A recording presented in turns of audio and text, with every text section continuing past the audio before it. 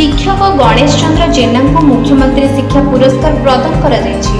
श्री जेना बस्ता ब्लॉक भेलरो ग्राम पंचायत कुलडिया सरकारी प्राथमिक विद्यालय तथा भेलरो आंचलिक साधना क्षेत्र संयोजक भाव कार्यरत। विभिन्न समय नुआ शैली पाठ नाच गीत खेल माध्यम शिक्षादान गुणात्मक शिक्षादान ओडिया भाषार सुरक्षा और प्रसार पर अभिनव पदक्षेप ओडिया भाषार शुद्धता पर विभिन्न जिले में वर्णबोध पाठशाला माध्यम मागणा शिक्षादान विद्यालय दैनिक कार्यक्रम में योगदान रोगग्रस्त छात्र छात्री को घरे घरे भिक्षा मागी सहायता कोरोना महामारी समय घरे घरे बुली मागणा शिक्षादान परिवेश सचेतनता कार्यक्रम पौढ़ शिक्षार प्रसार बेटी बचाओ बेटी पढ़ाओ कार्यक्रम पाठर वंचित होइथिबा छात्र छात्री को शिक्षार मुख्य स्रोत रे शामिल पाई नुआ प्रयास वृक्षरोपण आशा स्कूल जीवा कार्यक्रम आदि विभिन्न अन्य कार्यक्रम करी समाज पे उदाहरण सृष्टि करथिले जहाँ समस्त हृदय एक स्वतंत्र स्थान सृष्टि करथिला।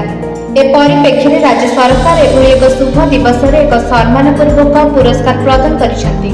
बालेश्वर स्थित गांधी स्मृति भवन रे आयोजित एक वर्णट उत्सव रे एही मुख्यमंत्री शिक्षा पुरस्कार प्रदान कराजिबा सह मानपत्र सह शिल्ड और नगद अर्थराशि प्रदान करा जायछि।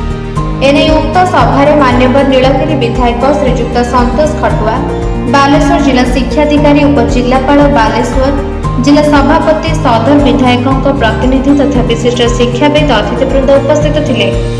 एने कुलडिहा सरकारी प्राथमिक विद्यालय तथा सारा बस्ता ब्लॉक रे खुशीर लहरी खेली जाइछि। गणेश चंद्र जेना शिक्षा क्षेत्र में उत्सर्गता पाई मुख्यमंत्री शिक्षा पुरस्कार पाइथिबा एवं यह अन्य मानक पाई एक प्रेरणा बोली बहु महलर मत प्रकाश करा जाइछि। एभली शिक्षकों को आज दिन में कोटि सलाम। जलेश्वर जगत कुमार गिरी रिपोर्ट निरपेक्ष न्यूज।